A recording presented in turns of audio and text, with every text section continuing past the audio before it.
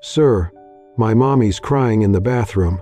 The CEO stepped in and did something no one expected. The train station was buzzing with restless motion.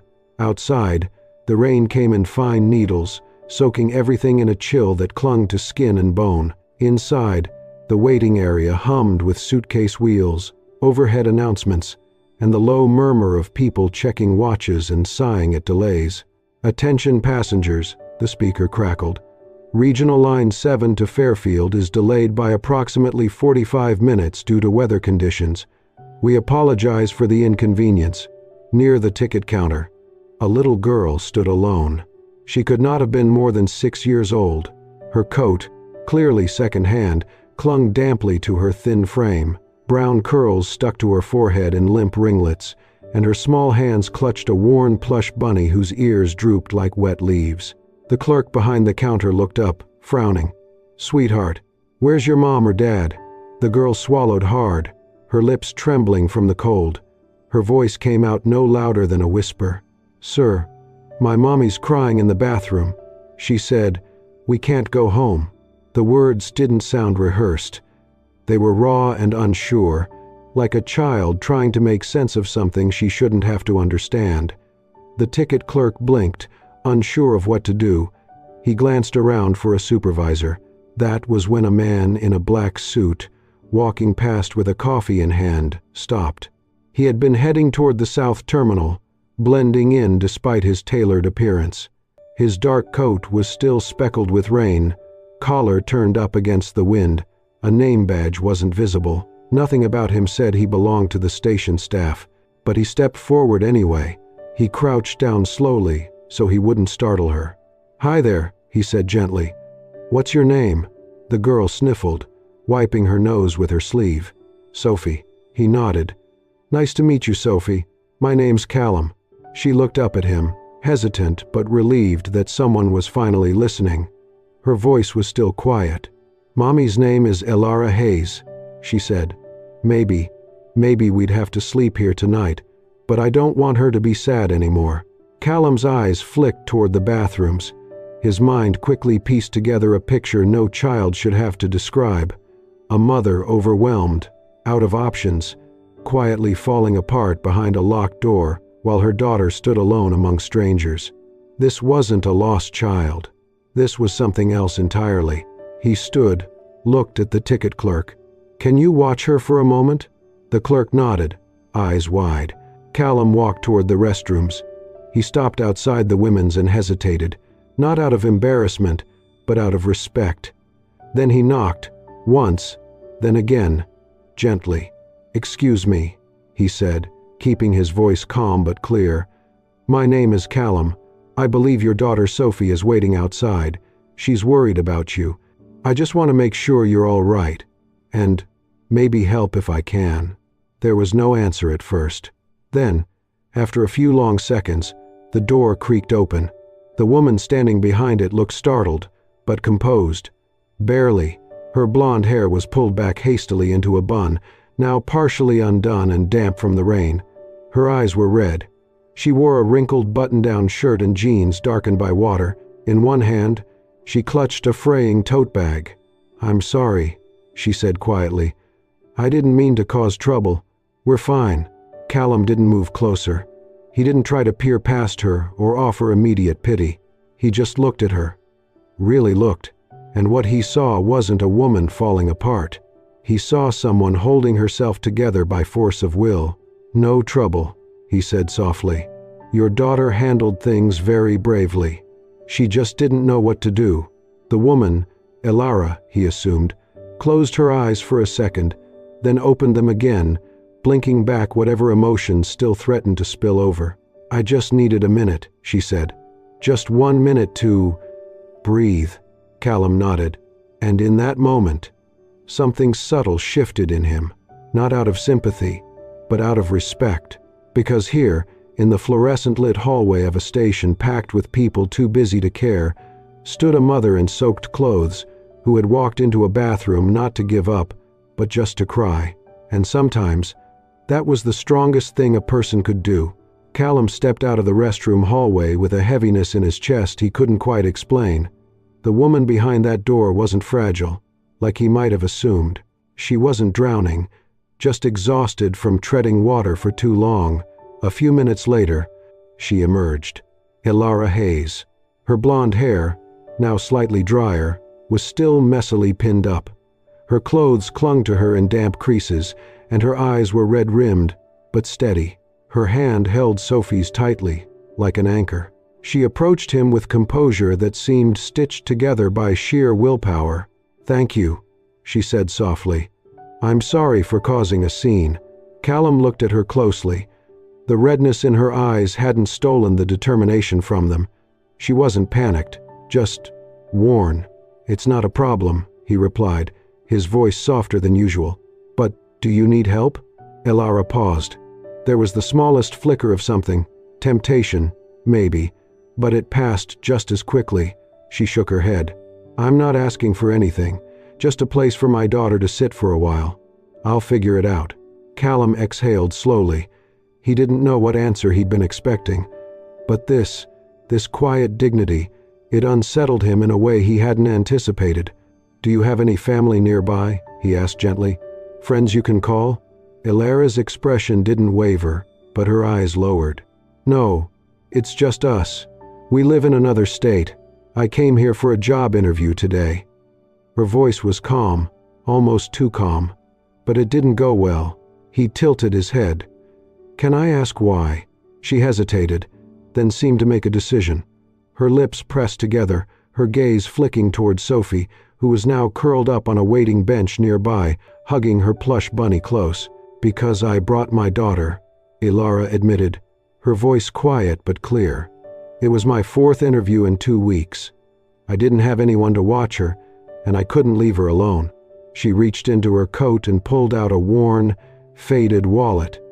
Opening it, she revealed a few crumpled bills and coins, less than enough for a bus ticket, let alone a train ride across state lines.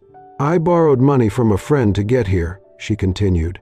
I really thought this one might work out, but after the interview I checked my wallet and realized I don't have enough left to get us both home."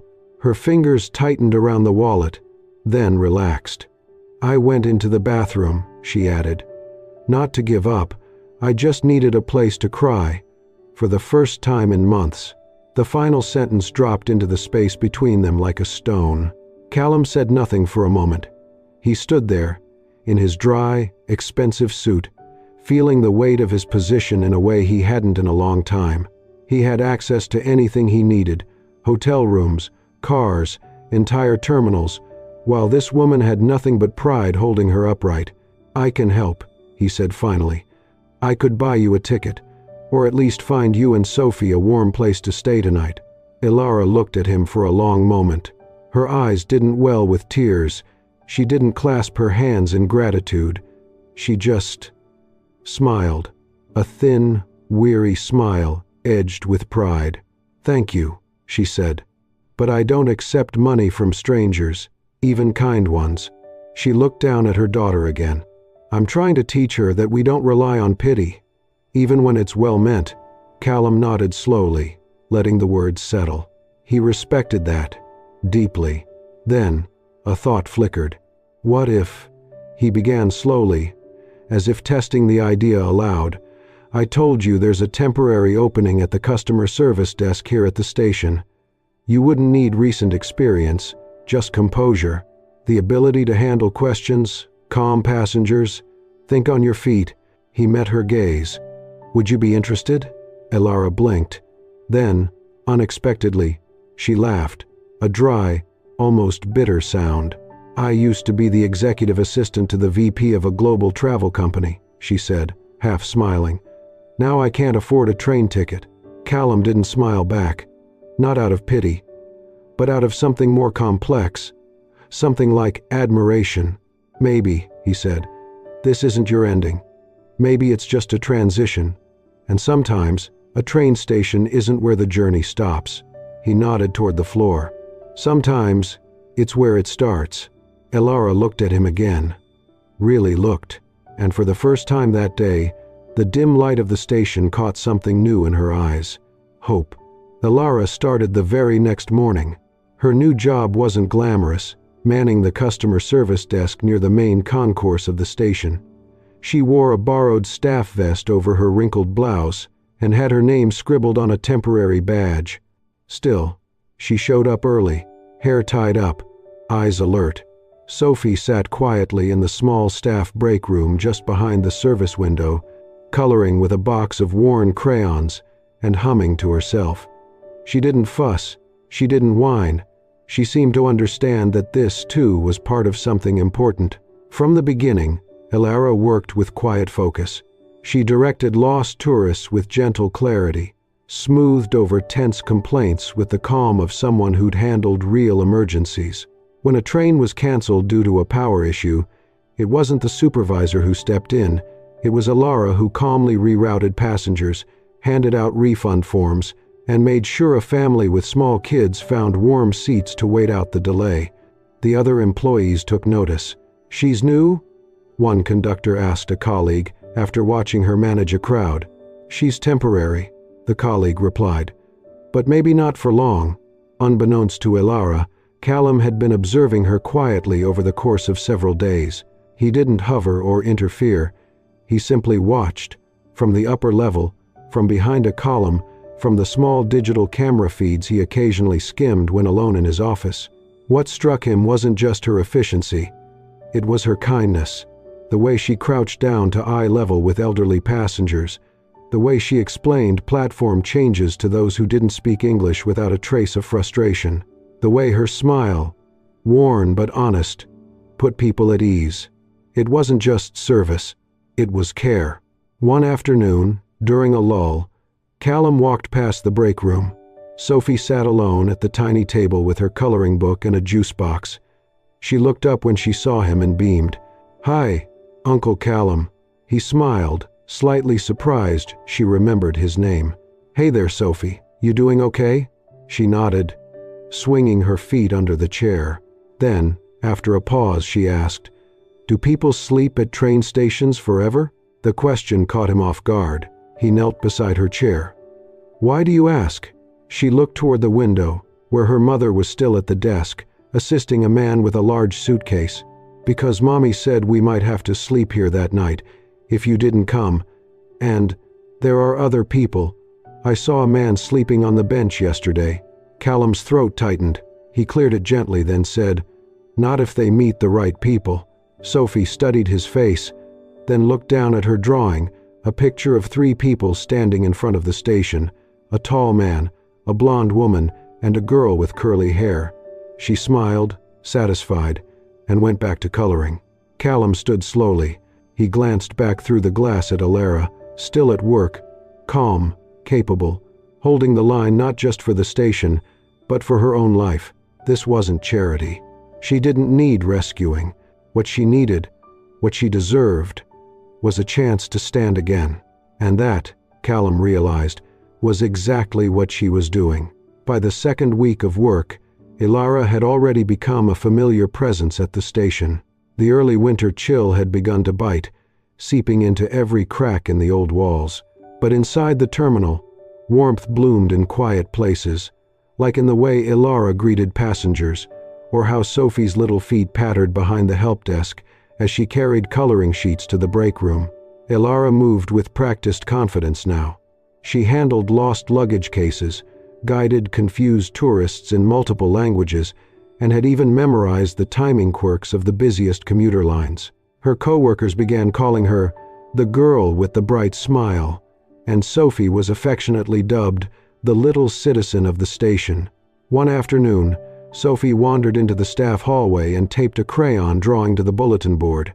It showed 3 stick figures, one tall man in a suit, one blonde-haired woman, and one small girl with bouncy curls. They stood beneath a large clock, next to the words, "Sometimes home is where the waiting room feels warm." The picture stayed there for days. No one touched it. Callum passed by once, paused, and smiled faintly without saying a word. It was on a particularly chaotic Thursday that everything changed. A major train delay had rippled through the schedule, throwing off several routes and flooding the concourse with irritated passengers. Lines snaked through the lobby, the air thick with frustration and the scent of damp coats.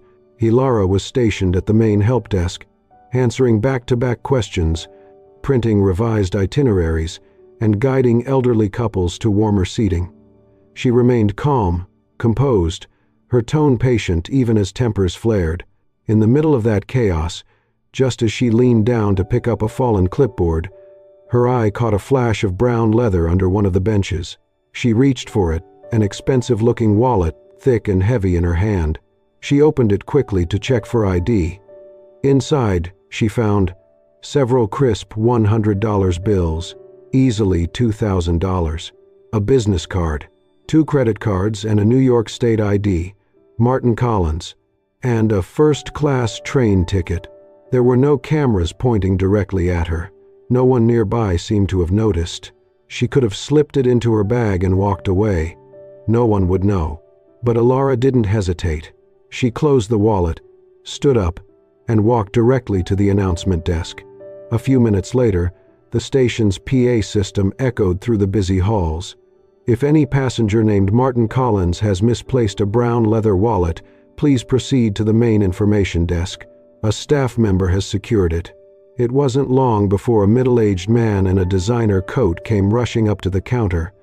His forehead was creased with worry, hands shaking slightly.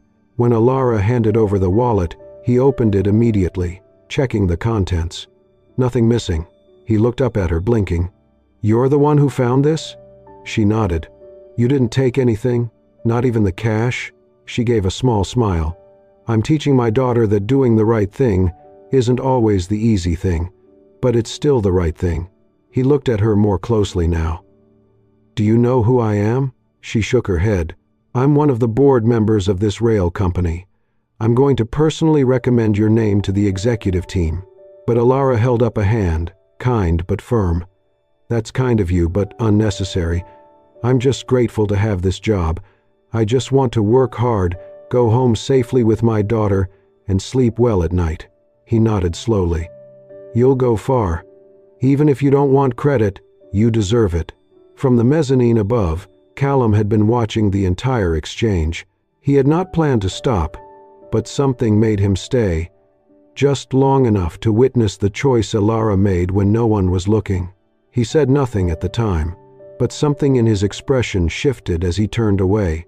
For the first time, he didn't just admire her strength.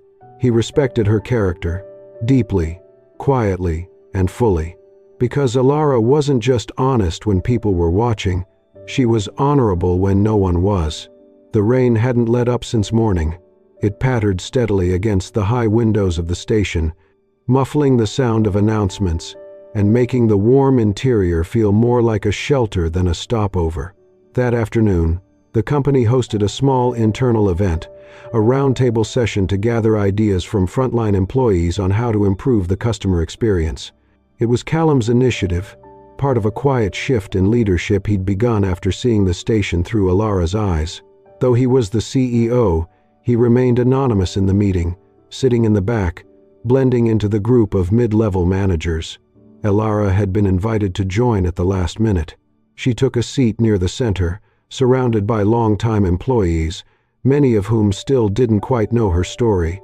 But she didn't hesitate when it came time to speak. She cleared her throat gently and began.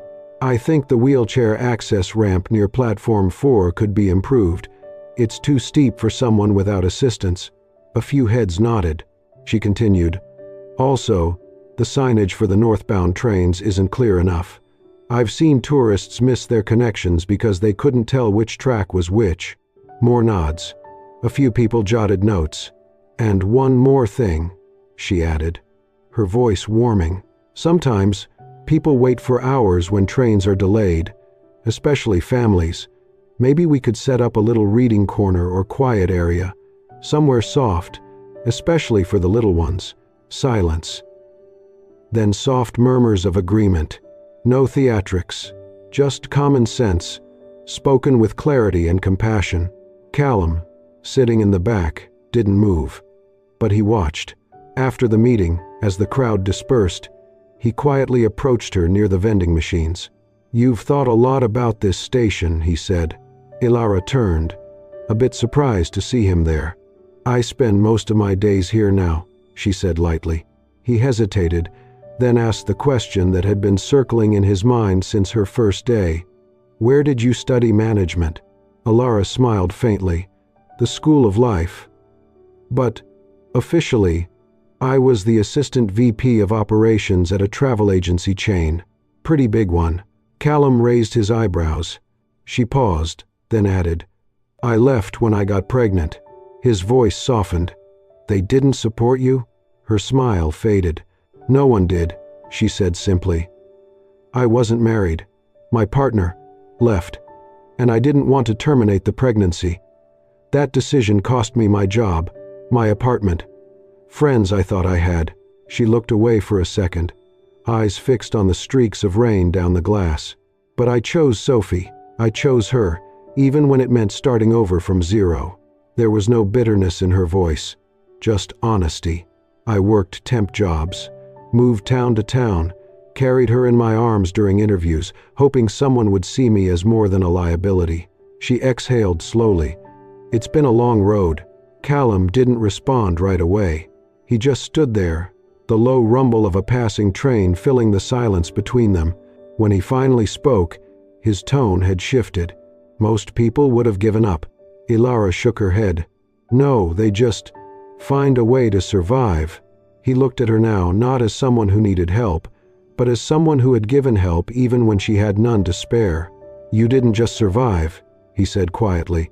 "You carried another life through it." For the first time, Elara looked like she might say something vulnerable, but she only smiled and shrugged.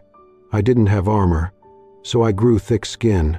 They stood in silence again, two people from entirely different worlds, but in that moment, perfectly aligned. Not pity, not romance, just deep, unspoken respect. And for Callum, it was the moment he stopped seeing Elara as a temporary employee. He started seeing her for who she truly was. A fighter without a sword, a leader without a title, a mother who never backed down. December arrived, bringing with it the first dusting of snow and a hush that softened even the busiest corners of the train station. Garlands lined the walls, twinkling fairy lights wrapped around stair railings, and in the center of the main concourse stood a modest Christmas tree, small, a little crooked, but glowing with ornaments made by the staff's children. Sophie loved it. She would tug Elara's hand every morning to stop and wave at the tree before heading into the staff lounge with her coloring books. The employees had started calling her the little light of the station. One afternoon, just 2 weeks before Christmas, a kind-faced older attendant gifted Sophie a new box of crayons, pastel tones and glitter hues. Sophie beamed. "Thank you. I'm going to draw something special." She sat cross-legged on the lounge floor, tongue sticking out slightly in concentration as she carefully wrote a letter, not to her mom this time, or to Callum, but to Santa. When she was done, she folded the page gently and slipped it between her sketchbook pages. She didn't know that later that night, as Callum stayed behind to help organize the station lounge for a staff breakfast, he would pick up her forgotten sketchbook to place it in her cubby, and the letter would fall out. He knelt, curious, and read it in silence. "Dear Santa, this year, I don't want a doll or a bike. I want someone who makes Mommy smile, even when the train is late and the sky is cold. Love, Sophie." Callum stood there for a long moment. He didn't smile, he didn't speak, but he carefully folded the note back up and slid it into his inner jacket pocket. Not for show, not to tell Elara, just to keep. Because somehow, the words of a 6-year-old made the entire station feel warmer. A few days later, the wind picked up. The sky was steel gray, streaked with early flakes of snow, and passengers bustled through the concourse with scarves tight and tempers short. Elara sat alone on one of the benches near platform 3, her coat too thin, a paper cup of tea growing cold in her hands. She had just received another rejection email, the third this week. Her shoulders slumped slightly, and she pressed the warm cup to her cheek, as if willing it to thaw the weight behind her eyes. She did not notice Callum approach until a new cup of tea was gently placed beside hers. Steam rose from it. It was fresh, hot. She looked up. Callum stood there in his usual dark coat. No words, no clipboard, no agenda. He didn't sit. He didn't ask. He simply offered the drink and said quietly, "I can't change your past, but I can be here, in your present, if that means anything." Elara blinked. She didn't thank him. She didn't put on a polite smile. She just nodded once, then looked away again. For the first time in a long while, she didn't hide the redness in her eyes. She didn't cover the exhaustion or the quiet, aching disappointment. And for the first time, she didn't feel ashamed of it. Callum remained beside her, watching trains come and go in the distance. The silence between them wasn't awkward. It felt like the station itself had paused for just a second to let something settle gently between them. Not a grand gesture, not a rescue, just kindness, quiet, steady, and real. And in the pocket of his coat, Sophie's letter warmed slightly against his chest. 1 week before Christmas, the station buzzed with a quiet joy.